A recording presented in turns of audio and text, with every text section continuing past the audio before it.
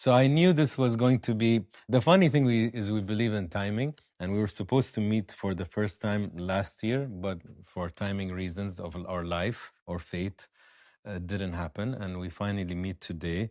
And I was doing the research and I was mind blown by what Liz has gone through in her life. And I knew I could not compromise questions. Like I can't remove. I wanted to keep all of the questions in my head. So I had a lot. And I wanted you to go with me through a journey to get to know Liz. So I hope you enjoyed it too. Yeah, I liked it a lot. Okay. 5 stars. That's That was 5? 10. That's 10. Okay. I'll take 10. So if you know Liz from before, I really hope, because she said she doesn't do a lot of long form. I hope you get to know her from different angles and her perspective on a lot of things. And if you don't know her, get to know her. I think you're going to get to know 3 hours of proper insight. And if you like her, support her love for women, for being a mother, and when she opens her brand. So I hope you enjoy it Yes. as much as I did. Thank you. And also support him. Thank you. Enjoy. Okay. Let's go. Okay. Hi, Liz. Hi. We finally meet. Yes. Yeah, we never met in person. Funny. No. No. Okay, so we start with how are you really doing? I'm doing good. Given the circumstances, I think I'm doing pretty good. Are you covering or are you actually good inside? I don't know. I feel like I'm like so numb at this point in my life where I just don't know anymore how I'm really feeling. I just like, I think so many things have happened in my life where I just had to survive and not really live. So like now again, I have a situation happening in my life that is so heartbreaking that I'm like, okay, it's survival mode again. And once I'm in survival mode, I just don't feel, I just keep going because I have no other choice. Yeah, I guess it's in your wiring. And today for the audience, I'm just telling you from now, enjoy the ride because we have a whole journey to go through your 27 years, which is a very interesting and filled experience. So I wanted to go through it. I really looked at the research and I didn't go too deep because I want to listen to you. But yeah, everybody knows you as the wizard Liz. But who is Liz when no one's around? I think I'm a very positive person and I'm very funny. I mean, that's how my friends would describe me. And my friends, that's my sister, because I don't really hang out with anyone else. So I think my sister would describe me as someone funny, lighthearted. I'm also very like, I feel like a strong person and definitely a workaholic. I love working. Yeah. And I feel like I'm also like, I'm always there for people. Yeah. Yeah. You said you don't have friends. I don't really have friends, no. Growing up, like I wasn't allowed to have friends. And like I was in school, I had friends, but I wasn't allowed to hang out with them outside because my father was super controlling, like super religious. And basically me, my sister, we couldn't leave our house unless it was school or work. So I never was allowed to develop friendships outside of the house. But I was very lucky that I had a sister, which is literally my best friend. And yeah, that was really good. But other than that, all of my friendships just turned into online. Like I never really hang out with people other than my sister. Yeah. So it's just something you got used to, that even when you moved out and had your own life, you still don't know how to make friends, or you don't want to make new friends? I think right now I'm in a point of like, even with my career and everything, that I've been very betrayed, even with people that I used to be my friends. And I've been backstabbed a lot, that I'm very cautious now who I allow around me. And like even recently I found something out about like a guy that I used to be friends with. And I'm like, I don't understand how some people do what they do or why they would do it. But you know how they always say, like, once you make it or once you become successful, your day ones, you should never forget them or all these things. But I really feel like once you change or once you reach a certain level of success, a lot of people reveal who they really are. And that for me has been the most heartbreaking process, because I now understand why people say, like, the more successful you get, the more lonelier you get. Like, I get it, and I hate that. They say people tell you you've changed when you stop being the way they want you to be. Yeah, exactly. That's very true. Yeah. But you know what? How I look at it, Liz, when I go through similar things, I'm like, thank God you showed me. Because I'd rather know than be that stupid idiot that everybody knows except me. Yeah. I hate that idea. Yeah. Like, everybody's like, oh, he's taking advantage, or they're lying to me, or they're cheating, or whatever. And you're just like that. Naive. I don't want to be the naive guy. I want to know at least. It will hurt, but I know. Yeah. And then I know where to put you, either out or in another box. Yeah. I know. Yeah. I prefer that. So yeah, when they I reveal, agree. It hurts, but it's better. Yeah, very true. But it's a hard lesson to learn, I feel like. Yeah. You've never had like one best friend other than your sister? I had, like, in school. Okay. There was this girl, this Moroccan girl. I'm still friends with her. We always text. Her name is Nasira. And she never had friends either. And then I was like, well, let's be friends, you know? And yeah, she's a really nice girl. I appreciate her a lot. What made your heart smile today? I FaceTimed my baby. Okay. Yeah, I was very happy. Okay, I'm happy that you're happy. Oh, thank you. That's good. That's really sweet. Yeah. And important for your heart. Yeah. Like, for 2 weeks, I had, like, no contact with my ex who has my child. And I didn't know anything about my child. So I was really suffering, because my sister is like, she's trying to make me be strong. And she's like, just like, you know, he'll come around, like, he'll give you your child or whatever, it will happen. Like, just stay strong. And then, like, 2 weeks go by and nothing happens, you know? And then I feel like, especially because I'm a mother, I can't. So, like, I reached out and we came to some sort of agreement that I at least can, like, FaceTime my child. That made me very happy. But I just don't understand the level of evil you have to be to take a child from their mother. If the mother is, like, genuinely, like, wants to be in a child's life and wants to be there, especially because it's an infant, you know, they need their mother, especially for the brain development and all these things. So, yeah, I really, this year, I just learned that people are very evil.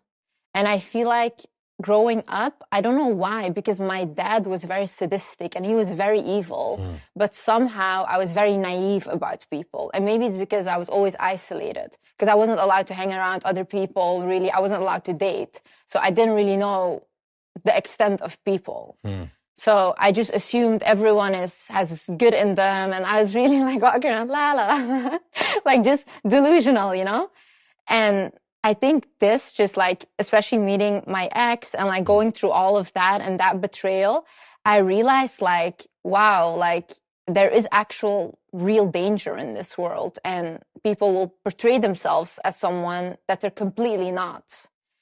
And they just don't care that if it hurts you, or they don't feel empathy that it hurts you. So then I was like, damn, I really need to watch out. But that also made me, like, more wise, because now I'm like, okay, so now I know, at least, you know? So I think there was a blessing in that it really woke me up.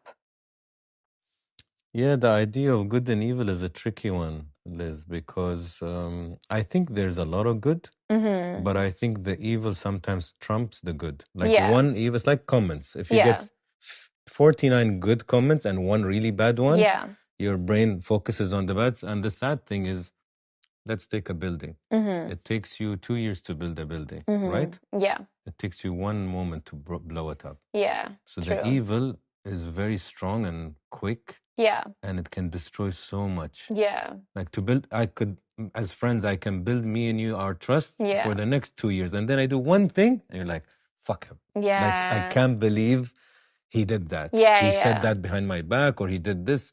So it breaks. Yeah. And that's why I think sad. I feel sad about the evil, and Yeah. I don't know if sometimes people are born with it. Maybe not. Maybe it's the childhood. I think it can be like nurture, you know. That's why I'm like, even if I say, like, for example, my ex is evil, I think it's more so he's also acting from a traumatized standpoint and what he knows from his childhood. Because I really believe like you attract people on the same traumas that you have, for example, you know.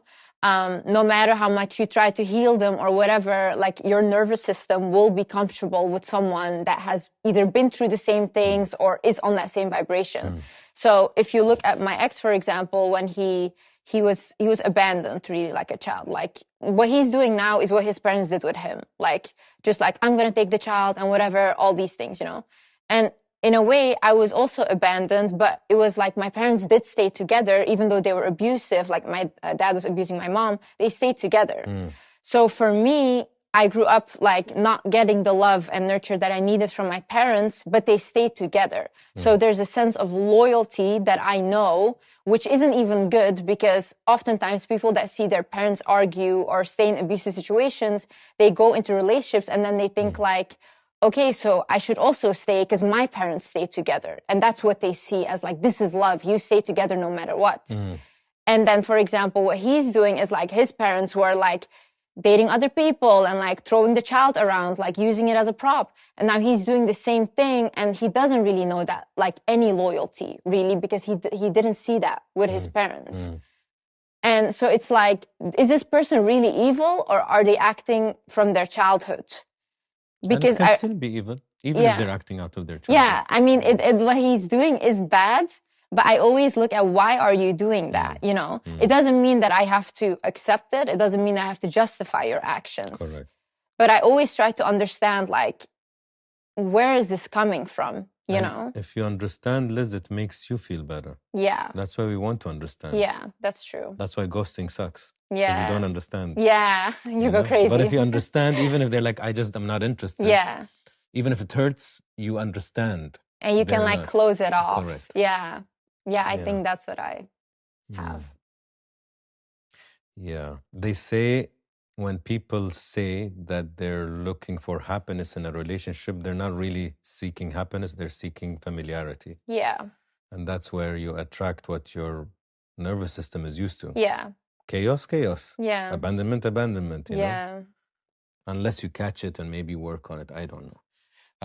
When I say your childhood, what is the first emotion that comes to mind? I just feel betrayed. I feel like my childhood was taken from me. I feel like I never had one. That's what I feel like when I think of my childhood. And we're going to go more into it, but I'll tell you a few things that I read. Is it true that your mom tried to escape on her wedding night? Yes. Wow. Yes. My mom was forced to marry my dad, which is crazy because like she really didn't want to marry him. She didn't want to marry anyone. And my mom was like, she's still a very beautiful woman, but like everyone knew her as a super beautiful woman, like in the city.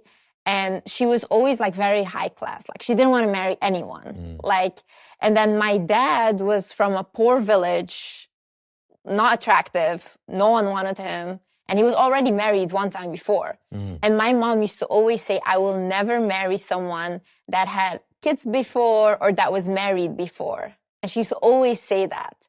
And then my dad came around and everyone literally like said he did black magic on her. No way like that he got her, you know, this is how much people couldn't believe it.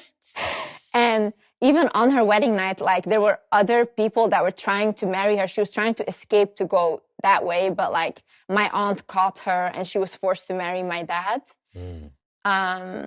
And yeah, the misery began. Once she married him, he turned immediately abusive. And it was crazy because he was stalking her, obsessing over her. Like he wouldn't leave her alone until he married her. And then it was like switch 25 years of hell. Yeah. How would you describe your childhood, other than the betrayal feeling? Like if you had to throw it for me. It's such a blur because I have so much trauma that a lot of things I do not remember. I remember flashes, like visions almost, and they're not good. I didn't have a childhood. I don't know what to tell you. Like I don't know. Like I do know that I was like a happy kid still, or try to be happy, but it's not like that I was like given the love that I wanted. Not from mom too? My mom was very like, I feel like I was a mother to my mother. So I feel like I was her parent, taking care of her and protecting her. You know, it's actually crazy. I do like hypnotherapy and all these things for my PTSD. And I was recently in a session with my therapist, and I wanted to heal the relationship with my ex and why I feel so responsible for this person, even though they hurt me. And we literally went into hypnosis, and I saw a vision where I was a little girl, and I don't remember what age it was. I think like around 8 years old or something. And I was sleeping. And I remember at night, I suddenly heard like, Liz, like my mom yelling for me. So I woke up and I ran to the living room. And when I ran to the living room, like the lights were off and my mom was sitting on the floor and my dad was sitting in front of her. And she had been hit in the face. And I was like, and I looked at them, and my dad looked at me. He's like, go back to your room, like go to sleep. And my mom was scared. And in that moment, my mom told me like, it's making me emotional. My mom told me like, don't go, because she was scared. And in that moment, I decided, like, I went to sit next to her, even though I was scared myself. But I realized, like, in that moment, I decided, like, I took on the role of her protector. And ever since that moment, like, it wasn't a childhood for me anymore. It was like, I'm responsible for my mother and I'm responsible for my siblings, for my whole family. I need to protect them. I need to protect them against my father. And my father really started to like hate me from a young age and resent me because I was always protecting my mom. And like, for example, he would try these manipulation tactics on my siblings, like, oh, I'm going to buy donuts for you guys or whatever. Like, so they would like him more, but it would never work on me because I could see through him. And I was like, no, I'm going to stick with my mom no matter what. And yeah, that was just my whole childhood, like giving her advice, protecting her, like physically protecting her. And then like, once I became older, my whole focus was I need to provide and I need to make money to help my mom and to help my siblings. Like, that's my role. So then I remember when I was 12 years old, for example, I went and I was like, I bought these waffles in supermarket. And I was like, I have to decorate each waffle separately. And then I was going to sell them like door to door to people so that I could make money. And I was like, yeah, it's for a good cause. The good cause is me. So I was selling them and I had made like a lot of money, you know, but I told like my parents I have like a nanny job or something. So then I was doing that job. And then once it was legal for me to work, which was like 15 turning 16, I did any job I could. Like literally I was always working because I didn't want my mom to have to provide for me because she was already working a lot and my dad wasn't doing anything. So I didn't want to put like more pressure on her. So also my sister started working, like the women in the family were all working. And we were providing for ourselves. And then we were like, my dad would make us pay for groceries and everything. Like he was doing nothing. So yeah, it was a lot of responsibility at a young age. Yeah, it makes sense that